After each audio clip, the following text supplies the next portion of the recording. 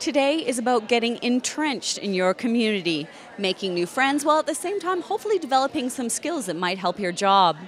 Next, this week's road trip gets wet. Reporter Kendall Harris splashes into the Vancouver Aquarium to learn more.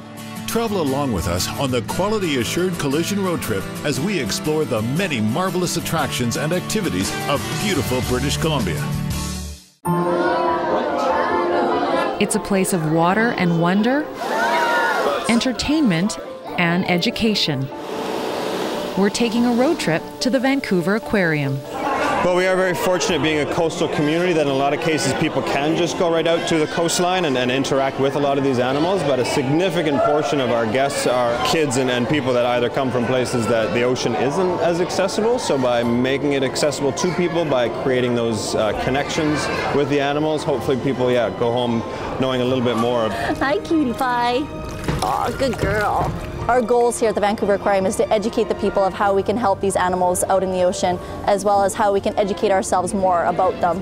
The more educated we are, the more we're going to do, and so I think that's a big thing about the aquarium that we definitely do very well. People come to the Vancouver Aquarium for a variety of reasons, but the most popular draws are the marine mammals. Since 1996, it's been the policy of the Vancouver Aquarium not to take any marine mammals from the wild.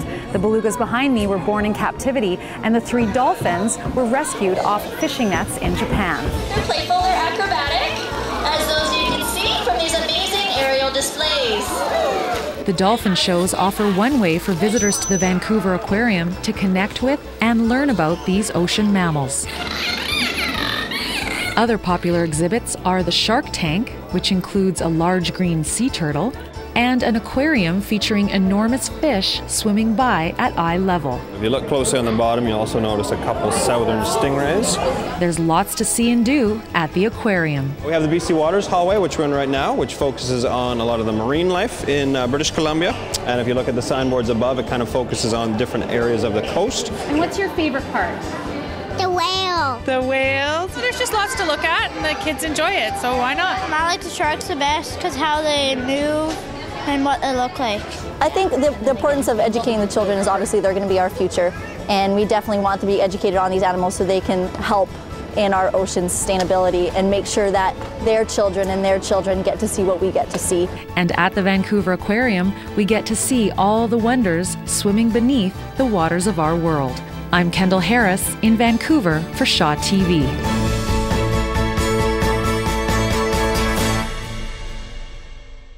Entertaining and informative, the Quality Assured Collision Road Trip. Weekends on Shaw TV. Always something new and exciting. Visit vanaqua.org. Even if you can't make it down to Vancouver, you can check out their webcams online that are overseeing the sea otter and beluga whale habitats. Well, today we're checking out more than 20 ways to get involved in your community. There's some great causes here, and in our next story, even greater tales. Get a snapshot of talent coming out of Lillooet. When you take an image and it looks just so nice and beautiful, I think it helps centers me.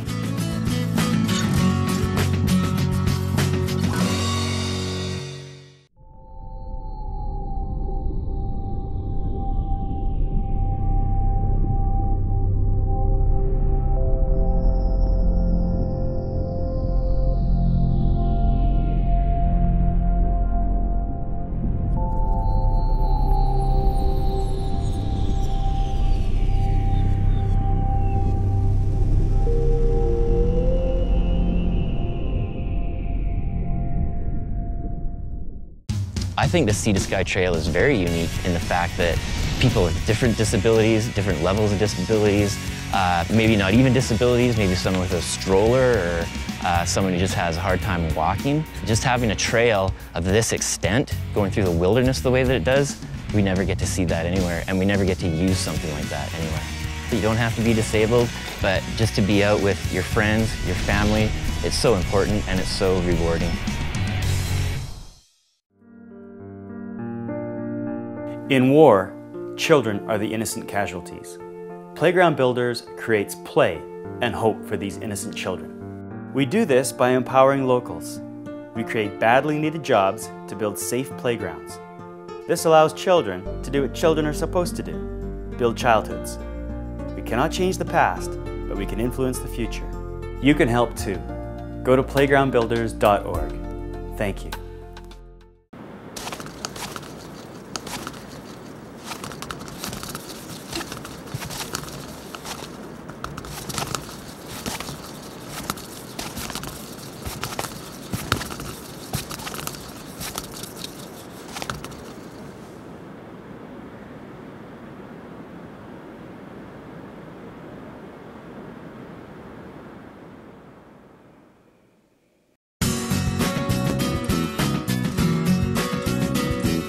Welcome back to the Express on Shaw TV. I'm your host, Nicole Fitzgerald.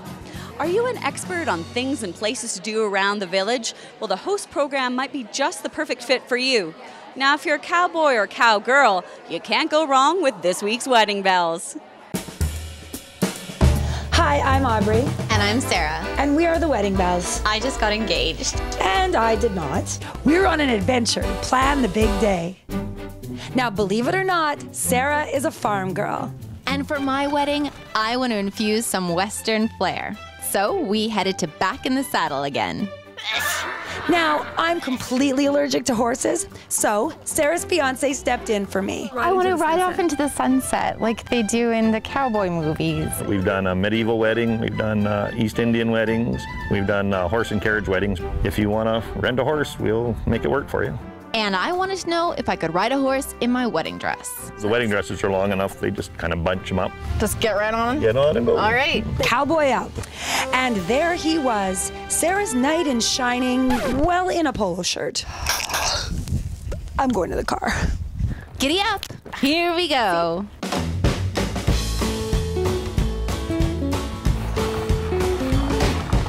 Could I put colored saddles on them to match my bridesmaids? You can do whatever your little heart desires. Yee-haw! Woo! And that Darcy is forever a cowboy. Too bad you're taken. I would have took you myself. I love the idea of riding a horse off into the sunset, but one of my bridesmaids and my groom appears to be allergic to horses.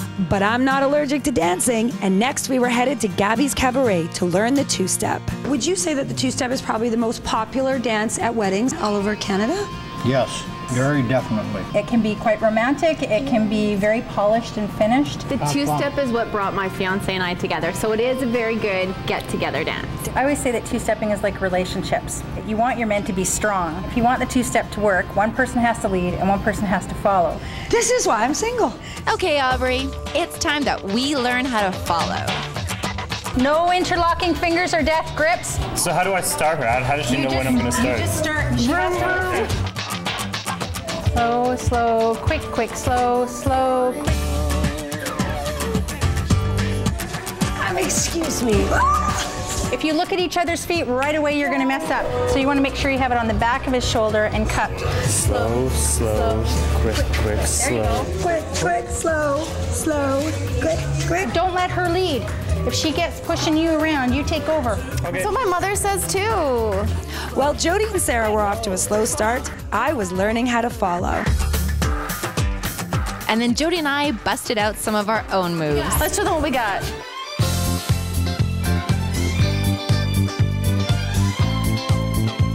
I think they deserve a hand.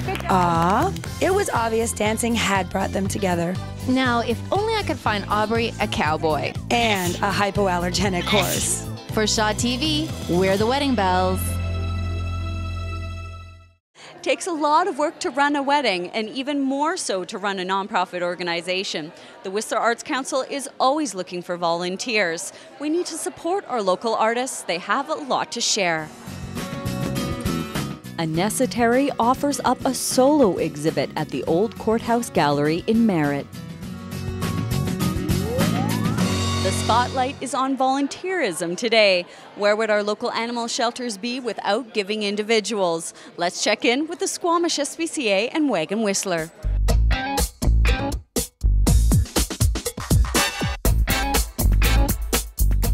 Welcome to Wagon Whistler. We're about to introduce you to some wonderful animals we have for adoption. This is Blue. He is probably one of the suckiest cats I think I have ever met. He loves belly rubs. He loves to be snuggled. He loves quiet time by the fire.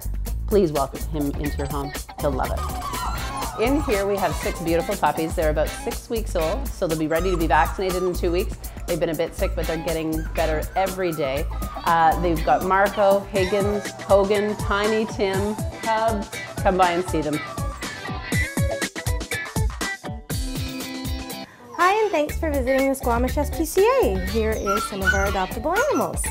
This is Rio, who is a calico female, and she's spayed, and her brother Raz, who is a neutered male, and he is neutered. They're about 3 months old, very sweet, and love to purr, and they're ready to go to new homes. This is Relly. She is a 9-week-old spayed female. Should mature mid to large size. She is an ultra mixed breed dog. She's great and friendly, loves everybody, and she is looking for a new family to live with. Love pets, love animals. The SPCA and WAG are always looking for volunteers to care for the Sea to Sky's cutest residents. Just a reminder, with Christmas around the corner, you want to think twice before putting a pet under a Christmas tree. Just consult your local animal shelters first. Next, we're going to meet a Lillooet photographer who is showing her work at the Old Courthouse Gallery in Merritt. It's not often that we get to see the world through the eyes of someone else, but a photographer's work is one of those few times when that window is opened. Today, Lillooet-based photographer Anessa Terry is getting the last few pieces framed for her exhibit at the Old Courthouse Gallery in Merritt.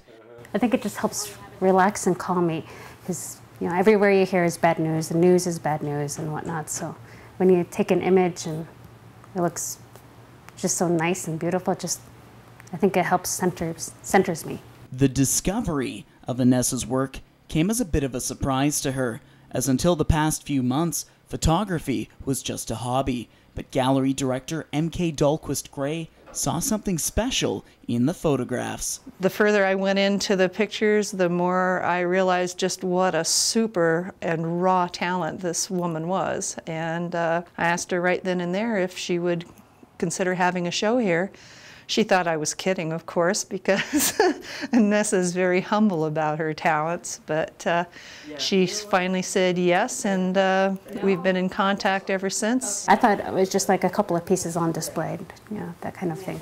That would be nice too. And then Kathy saw them, and she just snowballed it from there. It's so striking because it's old school. Even though she's using a digital camera here, nothing is computer enhanced.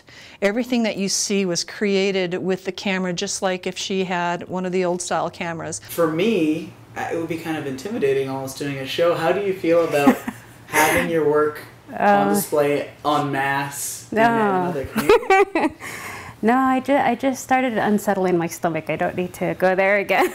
I'm very nervous and scared and excited because I like the pieces, I like the images myself, but just having them out there for the public to see, just very nervous. Anessa's show can be viewed at the Courthouse Gallery in Merritt until the end of November, Thursday evenings, as well as Fridays and Saturdays. In Merritt, I'm Paul McLellan for Shaw TV.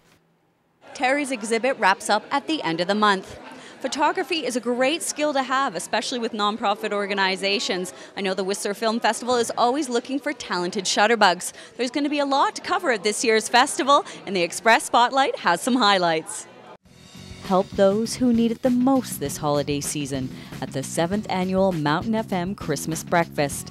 Join Rob Michaels, who will broadcast live at the Westin and drop off a new toy, cash, or non-perishable food item. The film festival closes out with Two Frogs in the West. The documentary follows Marie Deschamps, a 20-year-old French-Canadian who quits college to learn English and travel to Whistler, BC. For a full lineup of events, visit whistlerfilmfestival.com. They say local isn't determined by the number of years you've lived in a town, but by how much you've given back to it. So please volunteer and visit corridorconnector.org. And that wraps up this week's show. If you'd like to volunteer with us here at Shaw, you can contact us at sea2sky express@shaw.ca. You can also get our show online at start.shaw.ca. Just scroll down to BC in Whistler. Please join us next week. We're going to be making gingerbread houses with the Whistler Community Service Society. So until then, from all of us here on The Express, thanks for watching.